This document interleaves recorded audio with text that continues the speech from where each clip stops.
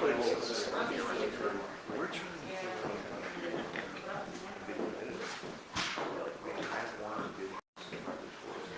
afternoon, everyone. Thank you so much for showing up here at the National Museum of Civil War Medicine. I'm Dana Schoen, the Director of Interpretation, and very excited because we are opening our Saturday speaker series here on the first day of March, and we have a really great talk for you this afternoon about fascinating Union Commander, and I know you're going to all love it, and these artifacts are incredible, and you're going to get a chance to see some really rare and unique stuff as well. Just a couple of housekeeping notes. If you haven't signed in our register in the back of the room, please do so. That helps us with grant applications and visitation numbers. And also, we are in the very beginning of an exhibit redesign. We're going to be redesigning the entire museum, keeping our old stories that people love and adding new ones that are very rich and interesting as well. And if you're interested in helping that out, there's a little donation box there as you leave. I just wanted to point that out to you as well. And if you are not a member, feel free to take a copy of our newly redesigned Surgeon's Call magazine, and there's a stack of them on that back table.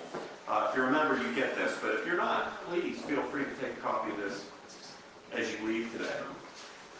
So I'm very excited to introduce our inaugural speaker of the 2025 Saturday Speaker Series. That is David Malgee, seated here in the front row. David is a native of Western New York. He received his bachelor's degree from the State University of New York at Oswego, and his master's degree in history from the University of Richmond. David included his graduation dates with this. I'm not going to say them, though, so you don't have to go into that. From 1979 to 2015, he served as the Chief Operating Officer at VSP Technologies based in Virginia. And like any good history major, he didn't go into history for his profession, but went into something that actually is lucrative and, unlike me. And he continued to serve on the board of directors of that company until the company was sold a few years ago. He's always had a deep history, interest in the history of Gettysburg and absorbed by that battle. So in 2015, he and his wife Sherry moved to Gettysburg. Since that time, he's been a very busy person. David has served on the board of directors of the Gettysburg Foundation, which works cheek by jowl with the national park up there to interpret and preserve and help maintain the battlefield. He has also served as, and served on the board of directors, as I mentioned, and he's also served as vice chairman of the board, and has twice served as interim president of the foundation. So he's been deeply involved in that very fine organization. As I said, David is a lifelong student of the Civil War, and David is a caretaker, okay? He's a caretaker of unique and priceless relics. He has a beautiful collection of items like this, all of them related to the Battle of Gettysburg.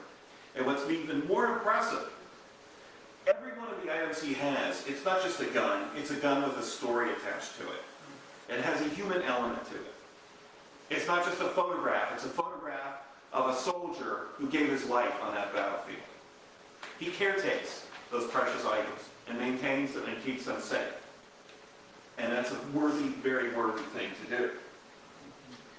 His subject today is a man that I had heard of before, but really didn't understand the significance of until I met David, and he told me about Colonel Eliakim Sherrill of the 126th New York, and what this man went through, this horrible wound he suffered that you'll learn about in 1862. He still wasn't recovered from that when he went to Gettysburg, fought there, and received a mortal wound fighting for his country. So David, if you want to come on up, I will be glad to turn this over to you so you can tell us the fascinating story of Eliakim Sherrill. Thank you. Well, thank you, everybody. My computer just went into sleep mode, so give me a second to put it back up and get it running. I really am happy to be here at the National Museum of Civil War Medicine. It's an honor to be here. Certainly the photograph that Dana has already alluded to in the title, I'm going to be speaking about Eliakim Sherrill. And this is one of the very few photographs that exist of this man. He didn't have very many taken. We also don't have a lot of documentation. Oh, I'm sorry. You want me to use the microphone? Sorry. All right. How's that, everybody? All right. So we don't know a lot about him, although he was a U.S. congressman. He was a New York State senator, and he died leading a brigade at Gettysburg. And yet there's not a lot to his record. And today I'm going to be telling you about his life and also sharing, as Dana said, some of the artifacts related to his military career. And I want to start by just asking you to look at his face and tell me if you can't see kindness in that visage. He was, above all, a good and decent man. And I'm so happy to be able to tell you about this man who I actually have come to love. So Sherrill was born in February of 1813 in Greenville, New York, which is near Albany. His parents were Jonathan and Lavina. Don't have pictures of them, but I do have pictures of their graves. They're buried in Greenville Rural Cemetery with most of Sherrill's siblings. And they were actually pretty well off. Jonathan was a farmer. He owned a couple hundred acres.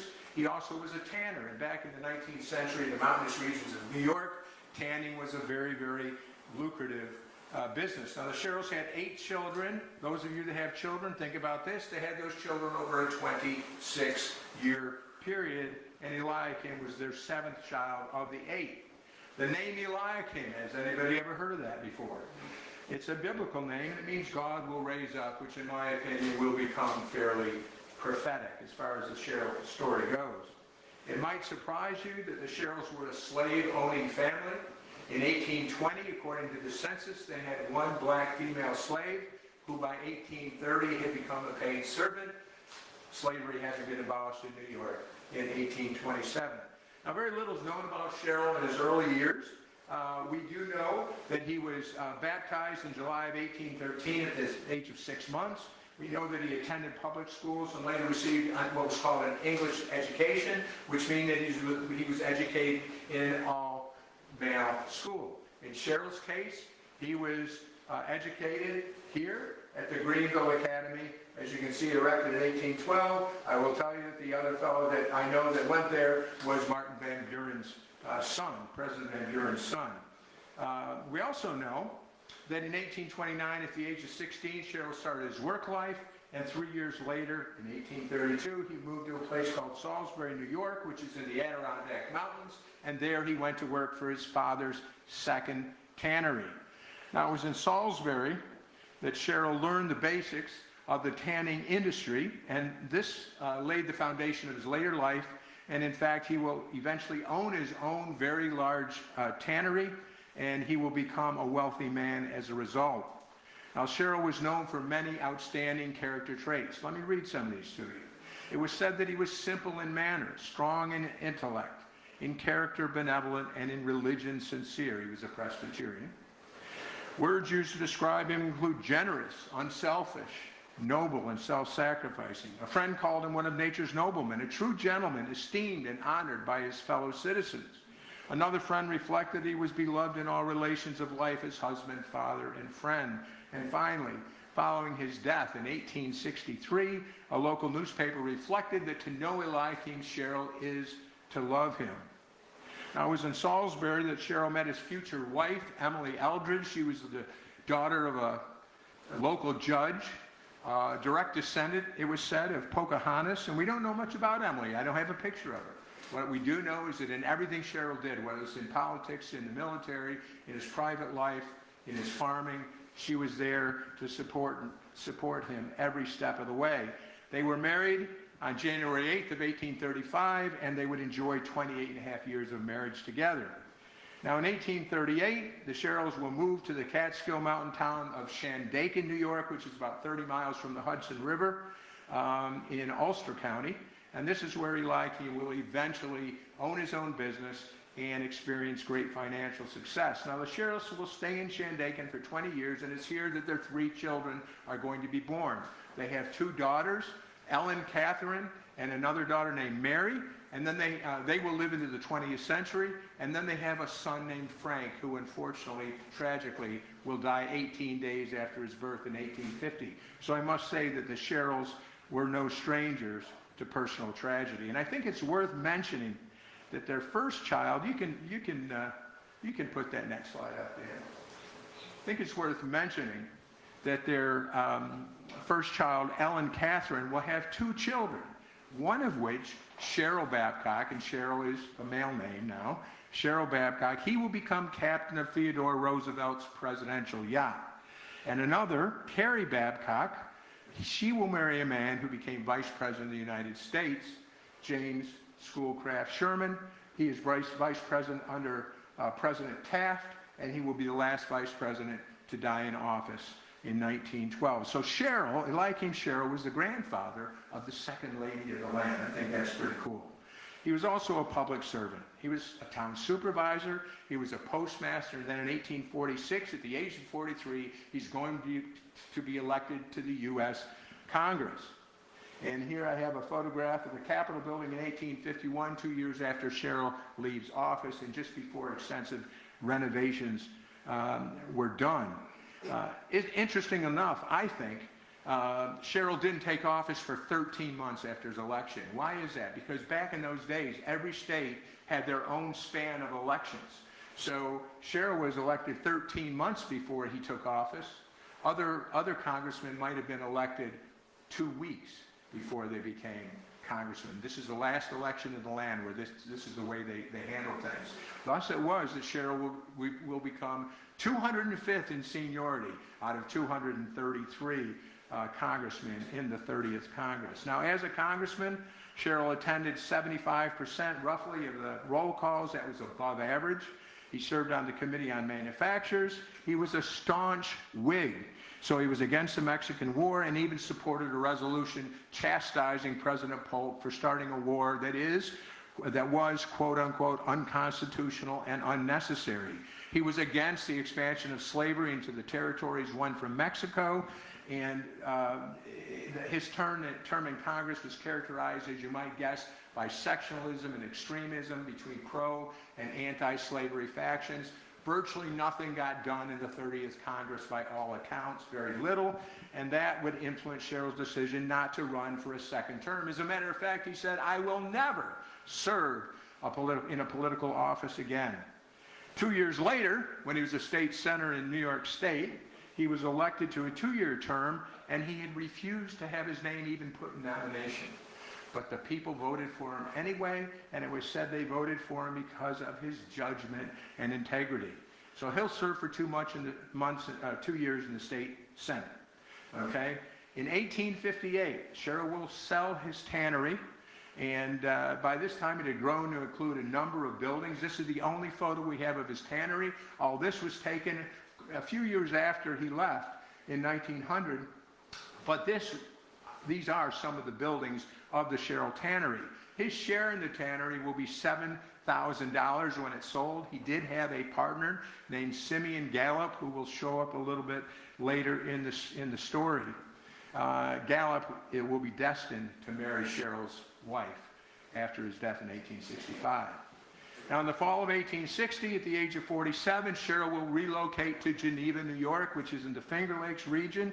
He purchased a 200-acre farm. His net worth in 1860 was $25,000, and he and Emily had 2 servants. So they were really pretty well off.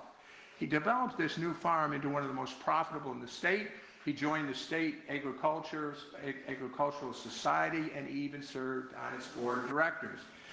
So much for retirement. His short period, though, as a country gentleman will come to a close in the summer of 1862, and as you probably know, by this time the Civil War is 15 months old. It's not going terribly well for the nation, for the Union, at least in the Eastern Theater. So on July 1st of 1862, what happens? Lincoln calls for another 300,000 volunteers.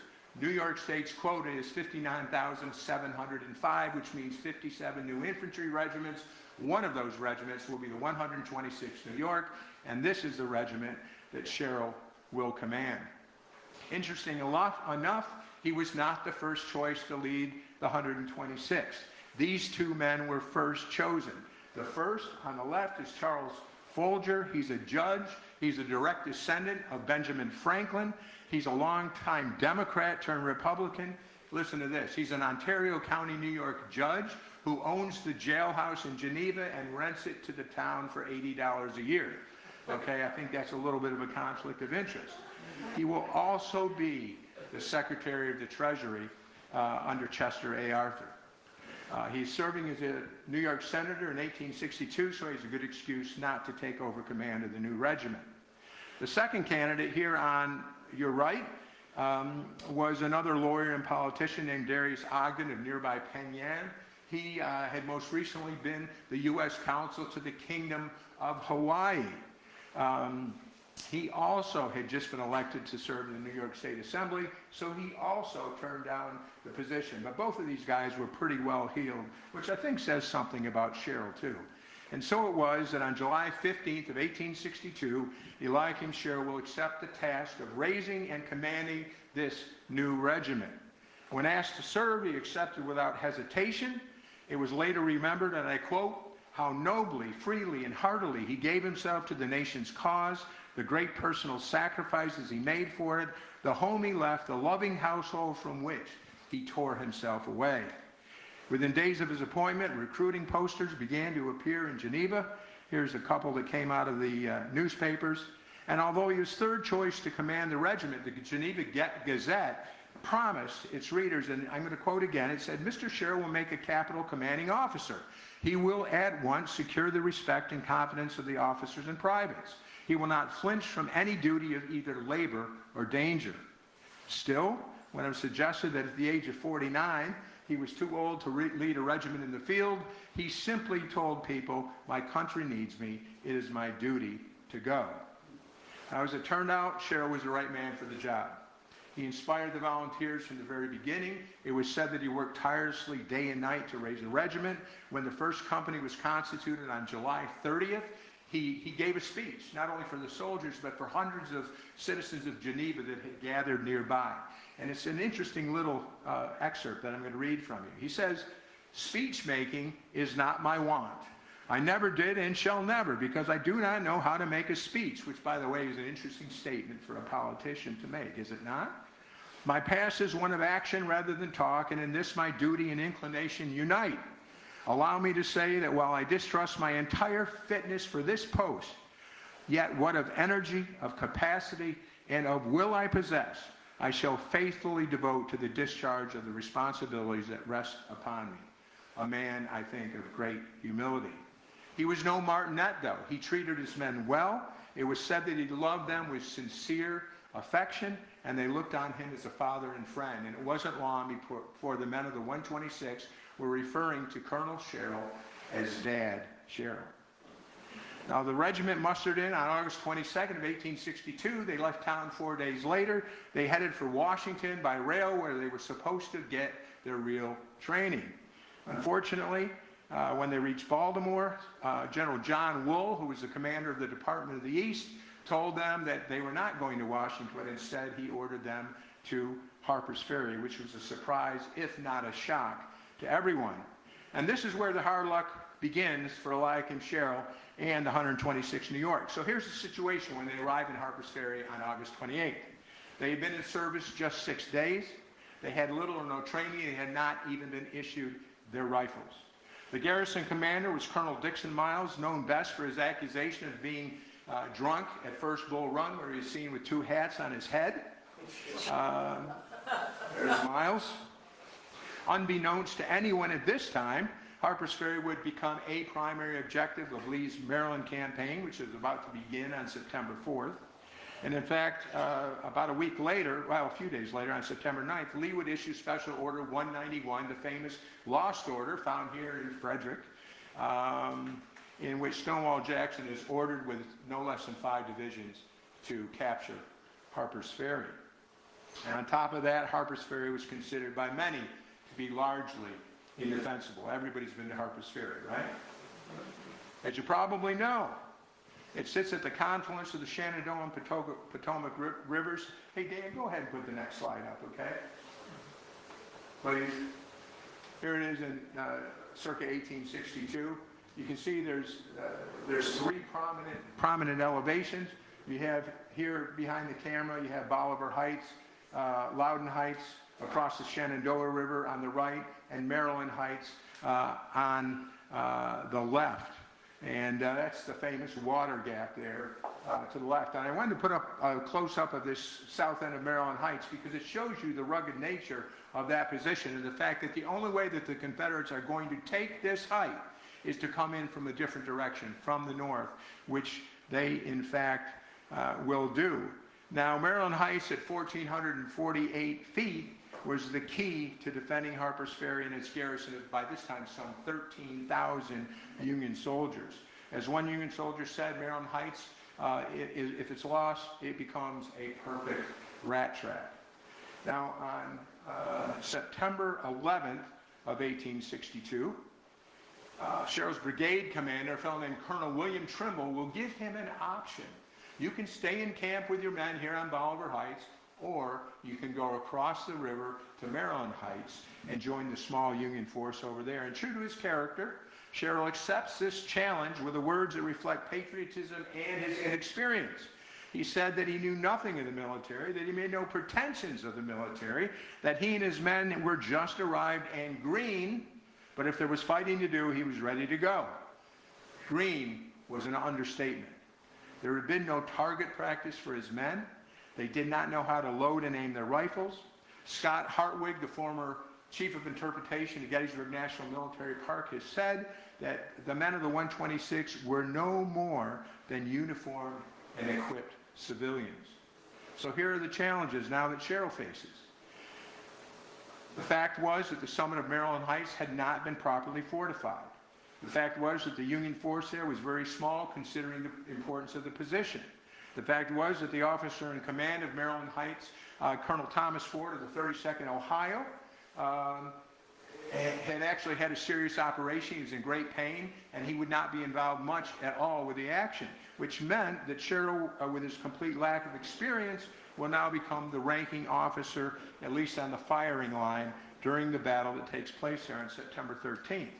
And lastly, I would say that Sherrill was about to face two of the best brigades in Lee's army, the South Carolinians under Joseph Kershaw and the Mississippians under William Barksdale of McLaws' division.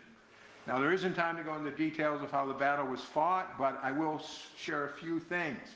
Suffice it to say that in the initial phase, the 126 stood in a line with a few other parts of regiments, and they faced Kershaw, and they did actually quite well. They drove him back, in fact, and they shouted that they had won a great victory. As it turned out, not quite so, and Kershaw advances again. This time, an order arrives that tells them to fall back to a prepared position, an earthwork made of stone and logs. And they fall back, as it might be expected, in some confusion. Go ahead and put the next map up, Dan, please. The next slide. This shows you the action. This comes from Brad Gottfried's book. He gave permission for me to use this. But it shows how initially the Union line was behind those little X's over there, which was a series of abattis, and they would fall back to the breastworks, which is a couple hundred yards behind.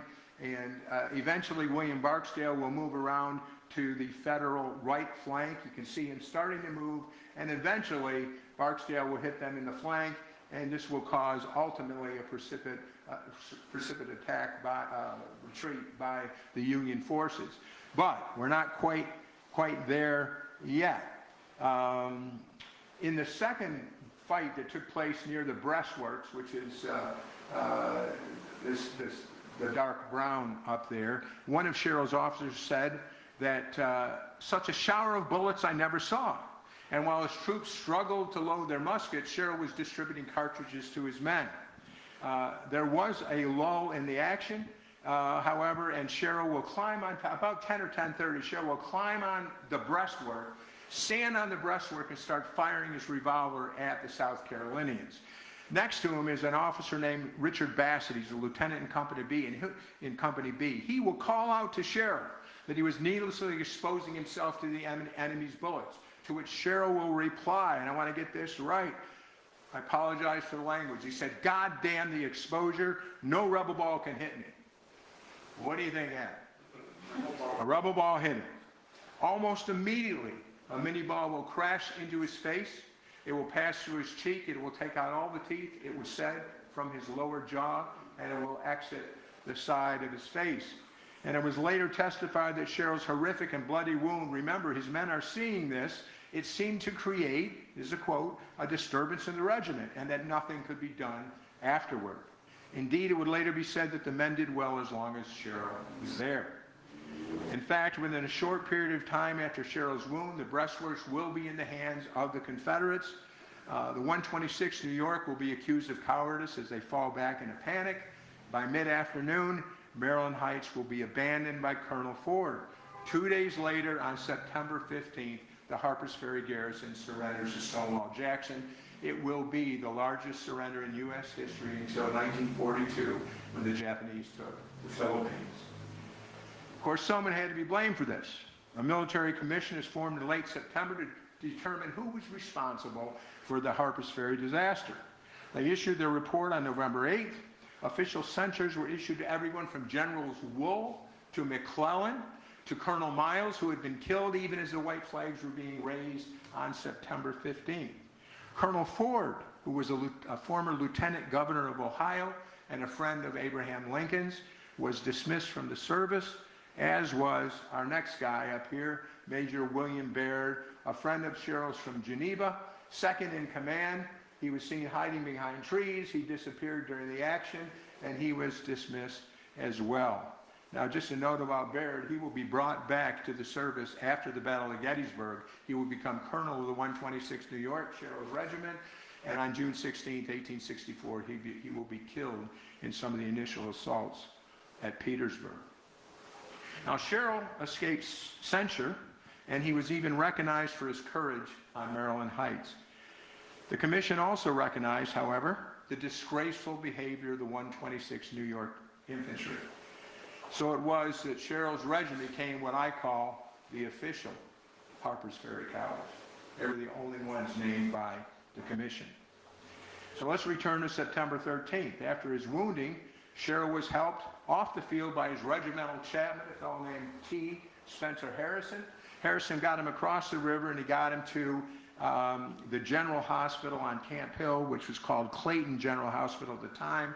Today it's known as the Lockwood House. It's administered by the National Park Service. Disregard the handsome man to the left of the screen. I'm sorry. Somebody said put something funny in there and wake people up. Okay, so at the hospital here, the wound was examined. It was found that Sherrill was indeed a lucky guy to survive. It was a painful wound, but it was bleeding profusely. He couldn't talk. He had trouble eating and drinking. He was in great pain. And on September 16th, when he was paroled by the Confederates, he was still in his hospital bed here at Clayton Hospital. Now, either that day or the next, we'll get to this in just a second, either that day or the next, Sherrill was visited by a war correspondent of the New York Times named David Judd. Judd will try to interview Sherrill in his hospital bed. Remember, Sherrill can't talk. And he says to Sherrill, "On going to the hospital before leaving, I found Colonel Sherrill of the 126th New York, and in remarking to him that I had witnessed his gallant conduct on Saturday, he wrote on a slip of paper, 'I only did what every man in my position would have done.'" Again, a great example of Sherrill's humility. Now, Sherrill would be evacuated with the rest of the paroled garrison, but because of his wound, he was not sent to the parole prison in Chicago, Camp Douglas. Instead, he would make his way home.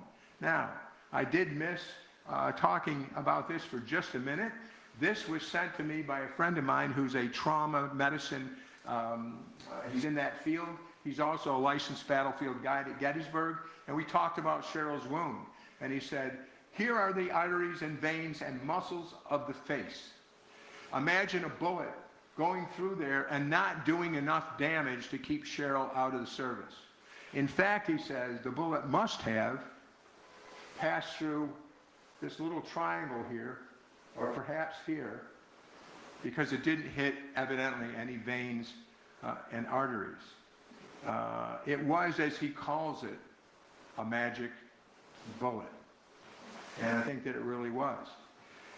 Instead of going to the parole camp in Chicago, Sherrill is given a 60-day convalescent leave. That will extend to 4 months, and he will go back home to Geneva. But before leaving for home, Sherrill was given the gold bullion tassels that hung from the flag of the 126th New York at Harper's Ferry. Now, the flag was surrendered to the Confederates, and if you go there today, the National Park Service has that flag in their museum. But what a sign of respect it was for Sherrill to get these tassels, which may have been found in his baggage when he was killed at Gettysburg. We don't know for sure. But this came straight from the family with this uniform grouping. That's pretty cool.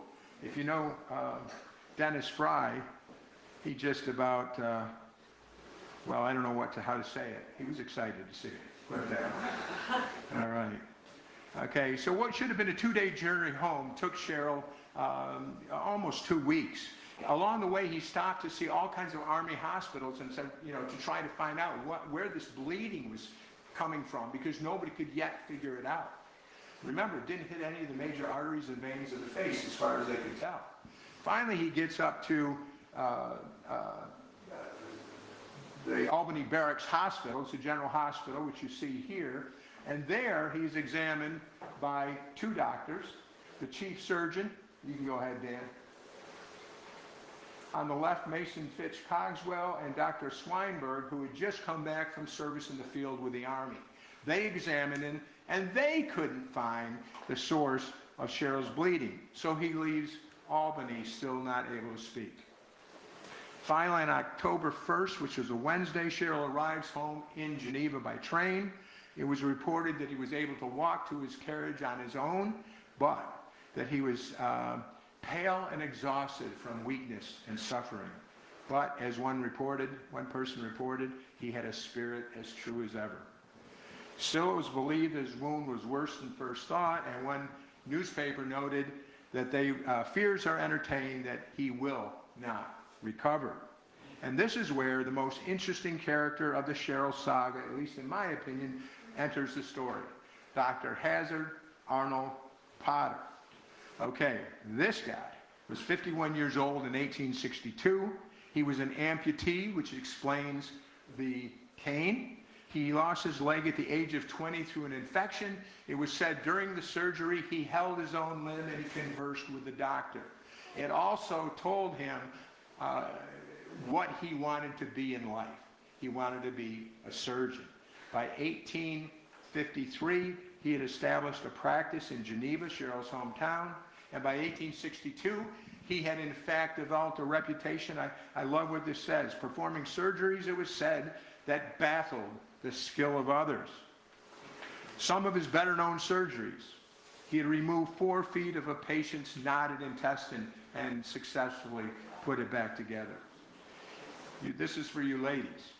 He had removed a massive ovarian tumor from a woman that was said to be 100 pounds.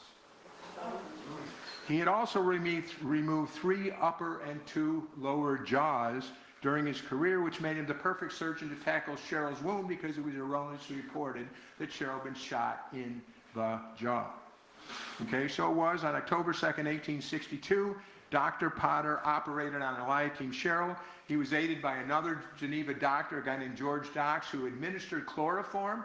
The surgery was 45 minutes in length, and it was discovered that the source of Sherrill's bleeding was at the very underside of his tongue, way in the back of his mouth and far away from where the bullet entered his face. These were the days before HIPAA. So the very next day, a description of his surgery appears in the newspaper. All right? So this is what it says. Upon viewing the tongue, a spot was discovered on it, which being cut and a probe inserted into it, a hard substance was felt, and the forceps being used, one of Sherrill's teeth was expelled, which had by the force from the bullet been driven far into the tongue, severing the artery in its process. The artery was then reached by cutting and taken up. 19 days after his wounding, Sherrill was finally on the road to recovery, though his facial structure seems to have changed. Look at the difference between 1862 and 1863, just 9 months apart. it's a totally different look altogether. Now, once I thought that this might be bruising, but it looks to me like he may have grown a beard and possibly up there, possibly to cover up the wounds that he received on Harper's Ferry. Well, word, of course, yes, sir. On the doctor, is Hazard a nickname or was that his actual birth name? That was actually his name. And I've been warned not to run over, but I got to tell you, his son was an Army doctor during the Civil War. And his son was at the White House, and he met Abraham Lincoln. And Lincoln wanted to know about his family, and he said, my entire family has served in the Army. And Lincoln said, your entire family? And he said, yes, sir, my entire family. He said, I thought you said your father had lost his leg. So that was Lincoln's attempt at humor. Kind of cool. Anyway, word gets back to the regiment. Okay, he's on the road to recovery. One man says, a braver man never received a commission, and it is the wish of each one here that his recovery may be speedy and that he may soon be in command of the regiment, by whom he is much loved and esteemed. After Sherrill made a short visit to the regiment in December, another soldier reported, Sherrill says he will rejoin his regiment again as soon as he is able, and I hope that he will, as a braver soldier and a kinder man never lived than Colonel Sherrill. There is not a man in the whole regiment that would not lay down his life for him any time. He had also, Sherrill had, expressed his desires to lead the boys again, and he was able to do that when he returned finally on January 27th of 1863. By the spring of that year, getting close to the Battle of Gettysburg, the 126th New York was in a brigade with 3 other New York regiments, the 39th, the 111th, and the 125th. Their brigade commander was the well-known fighting general Alexander Hayes, and he was a strict disciplinarian. He believed in these men. He wanted to redeem them for what they had done at Harper's Ferry, and he drilled his brigade relentlessly. In fact, he was so vigorous in his training that it was said later at Gettysburg that of all the brigades that fought there, the Harper's Ferry Cowards might have been the best trained of all. Hayes also had a great relationship with Sherrill and considered the 126th New York to be the very best of his 4 regiments. Meanwhile, Sherrill's earning the respect of his men continuously. One of the surgeons, Charles Hoyt, would write that Sherrill is ever alive to the interest of his men and has endeared himself to all under his command. Another soldier would write that Colonel Sherrill is, I would like to say of every commander, a brave and true man, a true man to the cause of the Union. And on April 26th, a private writes this. It's in my collection. I love this letter. He says, I know that Colonel Sherrill is as plucky as any officer in the United States service or any other, and I think we will fight for him wherever he leads. He had rather have a fight with the Rebs today than eat. I like that. In May of '63, Sherrill returns home to Geneva for his last furlough, which lasted 16 days. During his leave, he will wear this very uniform that you see here. It was a brand new uniform purchased in May of 1863, that very month. And we know about this because Sherrill's name and date is written in the pockets along with his 32.5-inch inseam on his pants. Okay? So a few things about Sherrill's last furlough. He arrived home in good health and spirits, it was reported. We know that he sat for a photograph at the James Vale studio in Geneva, and you'd seen one of those photographs from that session a little bit earlier. We also know he attended worship at the First Presbyterian Church in Geneva, which is where his funeral will be held 35 days later.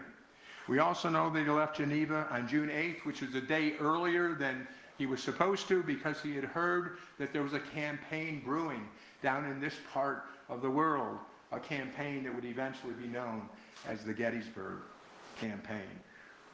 In late June, indeed, Hayes' brigade was ordered to join finally the Army of the Potomac, and then were ecstatic because they may be able now to redeem themselves.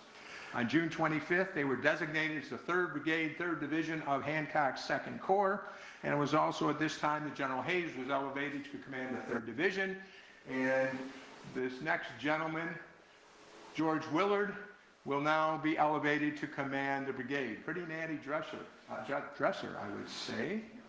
And of course, Sherrill now becomes senior regimental colonel in the Willard's brigade. As you know, the Army of the Potomac has to perform forced marches to get into Pennsylvania. Really difficult marches. The worst of all probably came on June 29th when the Second Corps marched 33 miles and were told not to stop, fill their canteens, or take off their shoes when they crossed rivers and streams. Okay, that was tough on the men. During these marches, Sherrill continued to prove himself. He constantly walked beside his horse, sharing the discomforts of the march with his men. A lieutenant in the 126 wrote that Colonel Sherrill fares like the rest of us and roasts his own meat on a stick, in a blaze, just like the common soldier. Another reported that on the night of June 29th, after that long march, and I quote here, the men were tired during the march to Gettysburg, and Sherrill told his men scheduled to go on picket duty, rest, go to sleep, start to feeling good tomorrow. Sherrill then went out with Lieutenant Colonel James Bull, and they stood guard all night on the picket line, which is not recommended for a commander of a regiment, I don't think, but it's easy to see how Sherrill won the hearts of his men. Now, Willard's brigade arrives in Gettysburg on the evening of July 1st. They go into line on the morning of July 2nd. They're near the Ziegler's Grove on the farm of Abram Bryan. Those of you that know the battlefield know just where I'm talking about. They were involved in two major actions during the Battle of Gettysburg, one on July 2nd, one on July 3rd. The first took place around 7 p.m. on July 2nd, after the collapse of Sickles' 3rd Corps line along the Emmitsburg Road. That would have been Humphreys' division. As they're retreating back in response to this crisis, General Hancock rides up to General Hayes and orders him to send his best brigade to fill the gap that's being left by the evacuation of the 3rd Corps. Hayes responds by ordering Colonel Willard, and I quote, "Take your brigade over there and knock the hell out of the rebels." Willard then marched his 4 regiments 1,300 yards to the south. He fixes bayonets, and he charges into the Confederates that were then in the Plum Run Thicket. And these Confederates happened to be Barksdale's Mississippi Brigade, the same guys that had flanked them on Maryland Heights 10 months before. So in the action that follows, the New Yorkers charged into battle shouting, "Remember Harper's Ferry." First one voice, then many. Remember Harper's Ferry. And indeed, they pushed back the Mississippians. And let's put up those slides. So here's just a kind of an overview of this. You can see the 125th and 126th on the left. The 111th will come up a little later. But you can see Barksdale will retreat, and it will retreat all the way back behind the Klingel farm and perhaps a little bit to the left on the Emmitsburg Road. So this is the action that they're involved in. And let's go to the next one. This is an illustration of that charge into the thicket filled with trees and rocks and everything else. Pretty tough environment to fight in, actually. During the fight in the thicket, the Plum Run Thicket, Barksdale will be mortally wounded, and his brigade is pushed back, as I said, all the way to the Emmitsburg Road. Now, Willard's brigade will follow Barksdale for about 150 yards, then they'll be stopped by massed artillery of Alexander's battalion. And Willard has no choice but to order his men to retreat. Eventually, he will tell them, let's go back to our original position. The problem is nobody knows what that original position is, because Willard will almost immediately lose half of his face to an artillery shell fragment. Okay? So now, Eliakim Sherrill takes over command of Willard's brigade. He doesn't know what to do. He waits for about 15 minutes, and then he finally decides, well, I'm going to take our men back to the original position up by the Bryan farm. His men begin to form column and move back 1,300 yards north. But guess who sees this movement? None other than an angry Winfield Scott Hancock. Doesn't look so mad there. Hancock gallops to the head of the column, which is 111th New York. He approaches Colonel Clinton McDougal, and he demands to know who's in command and who gave this order to retreat. McDougal simply replies that it was Colonel Sherrill, and I'm going to quote here, it says, "With a stream of profanity which one might expect from a drunken sailor, but not a gentleman, Hancock will confront Sherrill. He not only removes him from command, but he places him under arrest." A captain of the 111th heard this exchange and later described the scene, and again I'm going to quote because I love this. It says, "Sherrill was shaken," listen to this, His arrest was wholly unjustified, the result of an overcharged temper by a man who had a reputation for feeling the spirit of battle to the utmost when aroused. That's Hancock. Now, whatever the orders really meant, whatever Hancock's reason for placing Sherrill under arrest, just think what he was thinking on the night of July 2nd. He went to bed under the stars, under the trees in Ziegler's Grove. He must have been feeling sadness, anger, bewilderment, shame, and at the same time pride in his regiment had won redemption on the field of Gettysburg. Fortunately, the next day, Hayes and Colonel McDougal go to see Hancock and they argue his case. They said all he did, man, was go, obey the orders that Willard had given just before he was killed. They assured him of the true spirit of the man. Hancock now relents, and he places Sherrill back in command of the 3rd Brigade. Now, we don't know exactly what Sherrill was doing that morning when he took command, but we do know a little bit about his last hours. Just before 1 p.m., he was seen on foot conferring with Colonel Bull, and they were quietly watching the burial of a soldier nearby. They were under a tree. According to Sherrill's adjutant, at precisely 12 minutes to 1, the great cannonade began to precede Pickett's charge, and about 2 hours later, thereabouts, when the cannonade ended and the anticipated Confederate attack began to develop, Sherrill calls for his horse, light gray, almost white. Adjutant Brown begs Sherrill not to mount his horse, but to command on foot. His exact words are, "Colonel, don't get on that horse. You'll be too conspicuous." He mounted anyway, perhaps trying to prove a point, but he did not, for the record, claim that no rebel ball can hit you. This prompted one of his officers to later write that Sherrill was too brave a man to live. Indeed he was, and sometime around 4 p.m., while astride his white horse behind the smallest regiment in his command, the 39th New York Garibaldi Guards, he is hit in the lower abdomen by a Confederate bullet. And next one. Here's an illustration of Sherrill being taken off the field. I titled it, "What's Wrong with This Picture?" because Sherrill was actually hit about 150 yards down the line, maybe 200 yards, and he was not carried off by the men of the 111th New York. He was carried off by 2 or 3 Garibaldi Guardsmen who got him to the George Spangler Farm, which is owned by the Gettysburg Foundation today, is in a state of wonderful restoration. It was the nearest hospital near their position. As a high-ranking officer, Sherrill was placed on the first floor of the house. With a bullet in his stomach, it was thought that it was 100% or close to it fatal. But at some point, the bullet was extracted from his body, and today it is owned by a doctor in Richmond, Virginia, who refuses to let me see it.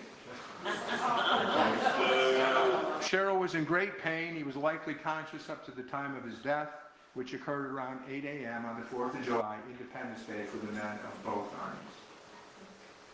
Just before he died, he was asked if he had any last words for his family and friends. "Tell them I died at my post," he whispered.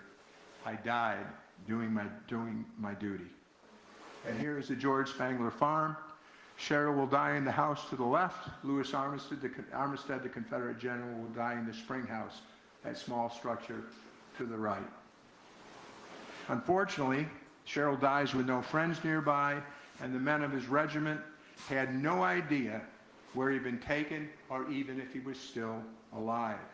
Adjutant Brown recalled, and I quote, "Nothing could be learned of his fate.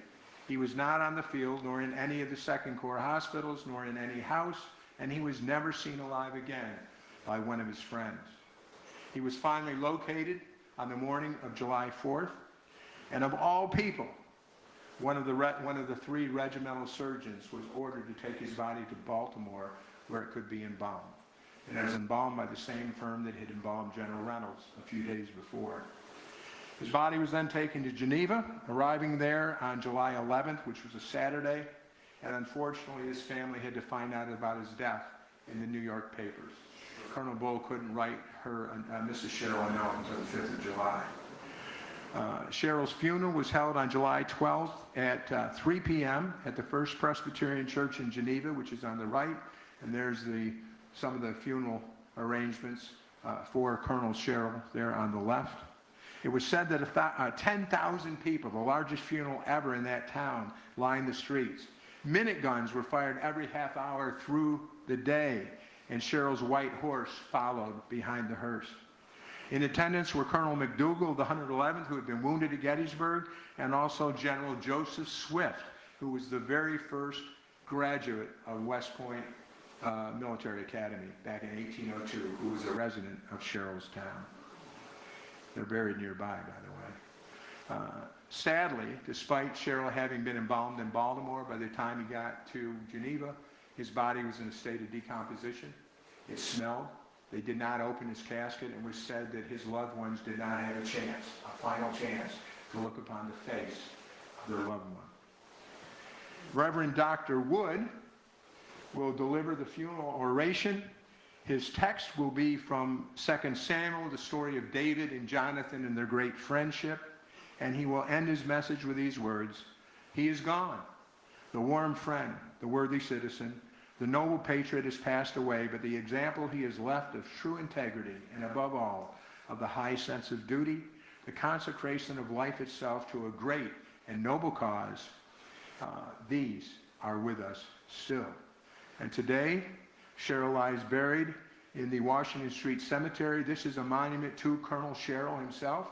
But if we go to the next slide, you will see the three graves. There's Sherrill, there's his wife, Emily, who, by the way, says widow of Simeon M. Gallup, who is over here. Gallup was his former partner, and he married Mrs. Sherrill in 1865. It seems like a little bit of indignity to me to Sherrill, but I don't know.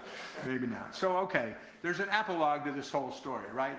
You probably have heard this, the story of Hancock and Hayes. Hancock, of course, is wounded on July 3rd, just like Sherrill was. He goes home to his home, to Norristown, Pennsylvania, to recover. And sometime during that recovery, General Hayes will come to see his good friend. They were classmates in the West Point class of 1844. Sometime during their conversation, Hancock will say, "Whatever happened to that colonel who I had arrested at Gettysburg? I guess," he says, "I ought to apologize." To which Hayes replies, as only a good friend and comrade could. He said, "Damn you, Hancock, it's like all of your damned apologies. It's too late.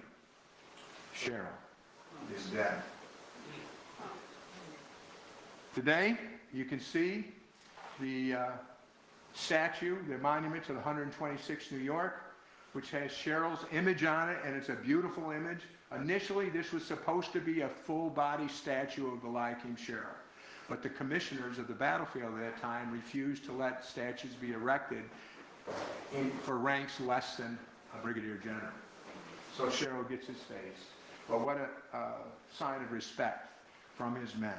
That monument was dedicated October 3rd, 1888.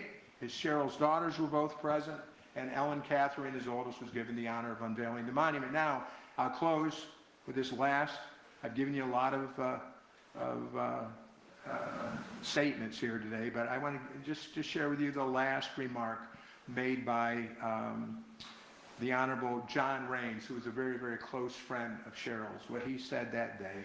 The 126th had the benefit of Colonel Sherrill's dignified and courteous intercourse, his moral example, and it was inspired by his lofty courage until on this fateful field, at the moment of triumph, when the rising tide of rebellion broke against the solid rock of the 3rd Brigade, the 3rd Division of the 2nd Corps, and while in command of the brigade, the fatal bullet found its mark, and Sherrill died. Thank you for listening. I'll take a few minutes now I can field some questions, or I can just show some of the artifacts very briefly. Why don't you go ahead and show the artifacts? Okay, so